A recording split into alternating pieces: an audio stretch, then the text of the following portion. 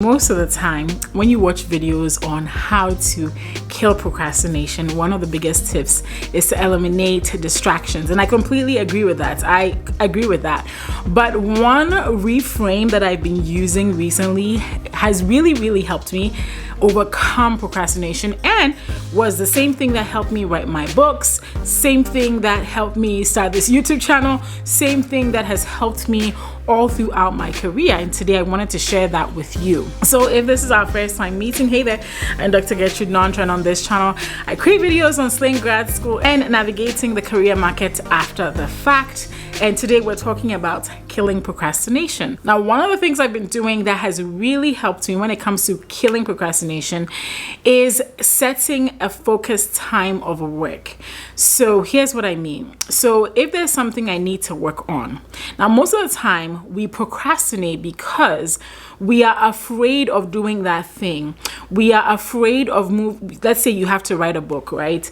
Or you have to write your dissertation, or you have to submit a project, work on a project, and you're thinking, oh my goodness, I have to write 5,000 words. Oh my word, I have to do this thing. And we look at that end product as this big impossible project, right?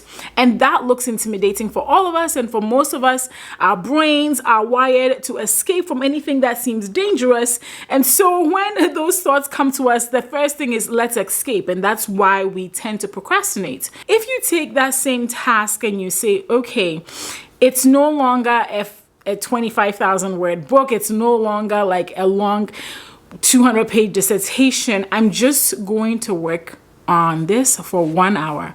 I'm just going to work on this for 30 minutes. I'm not going to go on social media. I'm not going to respond to my phone. Just for these 30 minutes, just for this 1 hour, I'm just going to focus on this one thing. And afterwards, I can do whatever I want.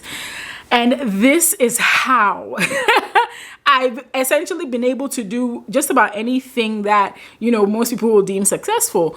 Just setting a focused time to do that thing, to complete that task. And so within those 30 minutes, chunks of time over a course of a week, over a course of a month, over a course of 2 months, right, definitely will move you closer to completing that project, rather than sitting down and thinking, oh, this is such a big project, and then scaring yourself into inaction. Another thing I've learned is also to work when I am most productive in my day. Now, this is something that I'm working really hard on right now, because I realize that I'm not a morning person and I'm not a night person. Let me know if you're like me, let me know in the comments, okay? So I will wake up between 6 and 7, which I don't think means I'm a morning person, right?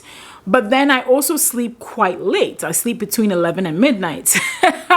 So I tend to sleep 6 to 7 hours a night, and there's no particular point in my day where I'm most productive. However, I do realize that as somebody that has a child, the early part of my day, and especially now that my child is in school, the early part of my day and when my child is at school, because I work from home, tends to be the time when I'm most productive with anything that I really want to do. Okay, so whether that's doing my work for work, or YouTube videos, or anything else, usually that time when my son is not around is when I can be most productive.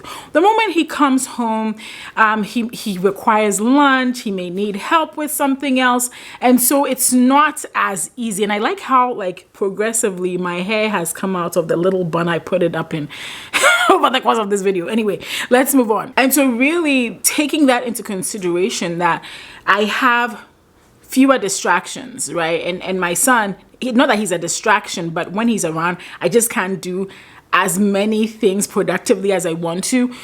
But when he's around, it's hard for me to do certain things.